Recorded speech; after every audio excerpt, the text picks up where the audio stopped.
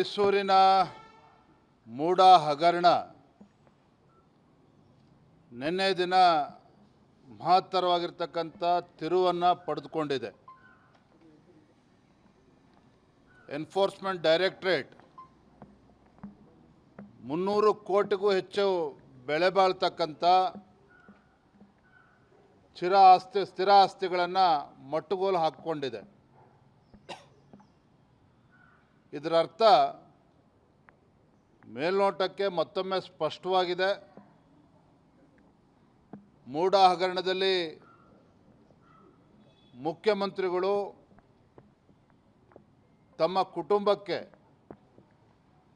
ಅಕ್ರಮವಾಗಿ 14 ನಿವೇಶನಗಳನ್ನು ಪಡೆದುಕೊಂಡಿದ್ದಾರೆ. ಇದರಿಂದ ಮೂಡಕ್ಕೆ ಕೋಟಿ ರೂಪಾಯಿ ನಷ್ಟವೂ ಕೂಡ ಆಗಿದೆ. ಜೊತೆಗೆ ಸಾವಿರಾರು ನಿವೇಶನಗಳು, ಬಡವರಿಗೆ ಪಾಲಾಗಬೇಕಾಗಿರ್ತಕ್ಕಂಥ ನಿವೇಶನಗಳು ರಿಯಲ್ ಎಸ್ಟೇಟ್ ಉದ್ಯಮಿಗಳಿಗೆ, ದಲ್ಲಾಳಿಗಳಿಗೆ ಸಿದ್ದರಾಮಯ್ಯ ನೇತೃತ್ವದ ಕಾಂಗ್ರೆಸ್ ಸರ್ಕಾರ ನೀಡಿರ್ತಕ್ಕಂಥದ್ದು ಸ್ಪಷ್ಟವಾಗಿದೆ. ಇದರಿಂದ ಸಾವಿರಾರು ಕೋಟಿ ಸರ್ಕಾರಕ್ಕೆ, ಮೂಡಕ್ಕೆ ಇವತ್ತು ನಷ್ಟ ಆಗಿರ್ತಕ್ಕಂಥದ್ದು ಮತ್ತೊಮ್ಮೆ ರುಜುವಾತಾಗಿದೆ.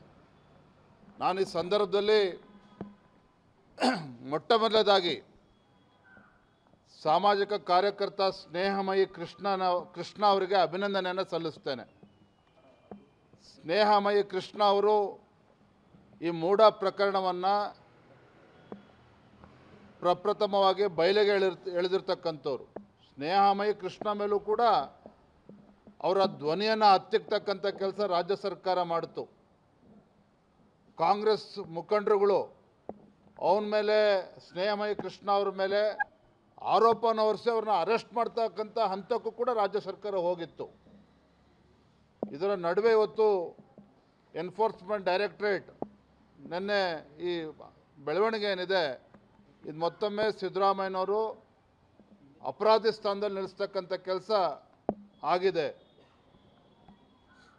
ಇದರ ನಡುವೆ ಏನು ಹಿಂದೆ ರಾಜ್ಯಪಾಲರು ಪ್ರಾಸಿಕ್ಯೂಷನ್ಗೆ ಅನುಮತಿಯನ್ನು ಕೊಟ್ಟರು ಸಿದ್ದರಾಮಯ್ಯನವರ ವಿರುದ್ಧ ಮೂಡ ವಿಚಾರದಲ್ಲಿ, ರಾಜ್ಯಪಾಲರ ಮೇಲೂ ಕೂಡ ಅಪವಾದನ ಹೊರಿಸ್ತಕ್ಕಂಥ ಕೆಲಸ ಸಿದ್ದರಾಮಯ್ಯ ನೇತೃತ್ವ ಕಾಂಗ್ರೆಸ್ ಸರ್ಕಾರ, ಸಚಿವರುಗಳು ಕೂಡ ಮಾಡಿದರು. ರಾಜ್ಯಪಾಲರು ಪ್ರಾಸಿಕ್ಯೂಷನ್ಗೆ ಅನುಮತಿ ಕೊಟ್ಟಿರ್ತಕ್ಕಂಥದ್ದೇ ಅಪರಾಧ ಅನ್ನೋ ರೀತಿಯಲ್ಲಿ ಬಿಂಬಿಸ್ತಕ್ಕಂಥ ಕೆಲಸವನ್ನು ಮಾಡಿದರು. ತದನಂತರದಲ್ಲಿ ರಾಜ್ಯ ಉಚ್ಚ ನ್ಯಾಯಾಲಯ ರಾಜ್ಯಪಾಲರು ಕೊಟ್ಟಿರ್ತಕ್ಕಂಥ ಅನುಮತಿ, ಪ್ರಾಸಿಕ್ಯೂಷನ್ ಕೊಟ್ಟಿರ್ತಕ್ಕಂಥ ಅನುಮತಿ ಸರಿಯಾಗಿದೆ, ಮೇಲ್ನೋಟಕ್ಕೆ ಈ ಮೂಡ ಹಗರಣದಲ್ಲಿ ತಪ್ಪುಗಳು ನಡೆದು ಹೋಗಿದೆ, ಅವ್ಯವಹಾರ ನಡೆದಿದೆ, ಮುಖ್ಯಮಂತ್ರಿಗಳ ಕುಟುಂಬಕ್ಕೆ ಅಕ್ರಮವಾಗಿ 14 ನಿವೇಶನಗಳು ಕೊಟ್ಟಿದ್ದಾರೆ, ಇವೆಲ್ಲವೂ ಕೂಡ ಮೇಲ್ನೋಟಕ್ಕೆ ರುಜುವಾತಾಗಿದೆ ಅನ್ನೋದನ್ನು ಹೈಕೋರ್ಟ್ ಮತ್ತೊಮ್ಮೆ ಹೇಳ್ತಕ್ಕಂಥ ಕೆಲಸ ಮಾಡಿತು. ಈಗ ಇಡಿನೂ ಕೂಡ ನೆನ್ನೆ ಹೇಳಿದೆ. ಹಾಗಾಗಿ ರಾಜ್ಯದ ಗೌರವಾನ್ವಿತ ಮುಖ್ಯಮಂತ್ರಿಗಳು ಸಿದ್ದರಾಮಯ್ಯನವರು ಏನು ಇದ್ದಾರೆ, ನಮಗೇನು ಸಿದ್ದರಾಮಯ್ಯನವ್ರ ಬಗ್ಗೆ ದ್ವೇಷ ಇಲ್ಲ, ಆದರೆ ಅಪರಾಧ ಆದಂಥ ಸಂದರ್ಭದಲ್ಲಿ, ತಪ್ಪಾಗಿರ್ತಕ್ಕಂಥ ಸಂದರ್ಭದಲ್ಲಿ ಮುಖ್ಯಮಂತ್ರಿಗಳು ಈಗಾಗಲೇ ರಾಜೀನಾಮೆ ಕೊಡಬೇಕಾಗಿತ್ತು. ಮುಖ್ಯಮಂತ್ರಿಗಳು ಸಿದ್ದರಾಮಯ್ಯನವರು ಸ್ವಯಂ ಪ್ರೇರಣೆಯಿಂದ ಈ ಮೂಡ ತನಿಖೆ CBIಗೆ ವಹಿಸಲೇಬೇಕಾಗಿತ್ತು. ಇಷ್ಟು ದಿನಗಳ ಕಾಲ ಇದನ್ನು ಎಳ್ಕೊಂಡು ಬಂದಿದ್ದಾರೆ ಪ್ರಕರಣವನ್ನು. ಈಗಲೂ ಕೂಡ ಕಾಲ ಮಿಂಚಿಲ್ಲ. ರಾಜ್ಯದ ಮುಖ್ಯಮಂತ್ರಿಗಳಿಗೆ, ಸಿದ್ದರಾಮಯ್ಯನವರಿಗೆ ನಾನು ಆಗ್ರಹವನ್ನು ಮಾಡ್ತಾ ಇದ್ದೇನೆ, ತತ್ಕ್ಷಣ ವಿತೌಟ್ ಎನಿ ಫರ್ದರ್ ಡಿಲೇ ತತ್ಕ್ಷಣ ಮೈಸೂರಿನ ಮೂಡ ಹಗರಣ 14 ನಿವೇಶನಗಳ ಜೊತೆಗೆ ಸಾವಿರಾರು ಕೋಟಿ ನಿವೇಶನಗಳ ಅಕ್ರಮ ಆಗಿದೆ. ಹಾಗಾಗಿನೇ ಭಾರತೀಯ ಜನತಾ ಪಾರ್ಟಿ, JDS ಪಕ್ಷ ಜಂಟಿಯಾಗಿ ನಾವು ಬೆಂಗಳೂರಿನಿಂದ ಮೈಸೂರಿಗೆ ಪಾದಯಾತ್ರೆನೂ ಕೂಡ ಮಾಡಿದ್ವಿ, ತಮಗೆ ನೆನಪಿರ್ಬೋದು. ಹಾಗಾಗಿ ಇದು ಈಗಲಾದರೂ ಕೂಡ ಅರ್ಥ ಮಾಡಿಕೊಂಡು ಬಂಡತನವನ್ನು ಬಿಟ್ಟು ಸಿದ್ದರಾಮಯ್ಯನವರು ಮುಖ್ಯಮಂತ್ರಿಗಳು ತತ್ಕ್ಷಣ ಈ ಮೂಡ ಹಗರಣವನ್ನು CBI ತನಿಖೆಗೆ ವಹಿಸಬೇಕಾಗ್ತದೆ. ಮತ್ತು ಮುಖ್ಯಮಂತ್ರಿ ಸ್ಥಾನಕ್ಕೆ ರಾಜೀನಾಮೆ ಕೊಡಬೇಕು ಅಂತೇಳಿ ನಾನು ಇವತ್ತು ಆಗ್ರಹವನ್ನು ಮಾಡ್ತಾ ಇದ್ದೇನೆ. ಸರ್, ಈಗ ಪ್ರಿಯಾಂಕಾ ಖರ್ಗೆ ಅವರು ಇನ್ವೆಸ್ಟ್ ಮಾತಾಡ್ತಾರೆ. ನಿನ್ನೆ ಎಲ್ಲ 10 ಕೋಟಿಯ 189 ಕ್ಷೇತ್ರಕ್ಕೆ ರಿಲೀಸ್ ಆಗಿದೆ.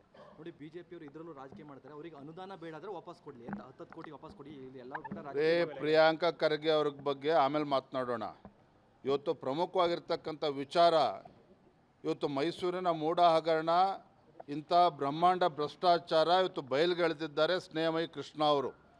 ಭಾರತೀಯ ಜನತಾ ಪಾರ್ಟಿ ಹಾಗೂ JDS ಪಕ್ಷ ಇದ್ರ ವಿರುದ್ಧ ಸದನದ ಒಳಗಡೆ ಹಾಗೂ ಸದನದ ಹೊರಗಡೆ ನಾವು ಹೋರಾಟವನ್ನು ಕೂಡ ಮಾಡ್ಕೊಂಡು ಬಂದಿದ್ದೇವೆ.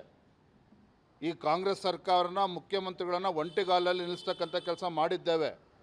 ಬಂಡತನ ಬಿಟ್ಟು ಮುಖ್ಯಮಂತ್ರಿ ತಮ್ಮ ಸ್ಥಾನಕ್ಕೆ ರಾಜೀನಾಮೆ ಕೊಡಬೇಕು.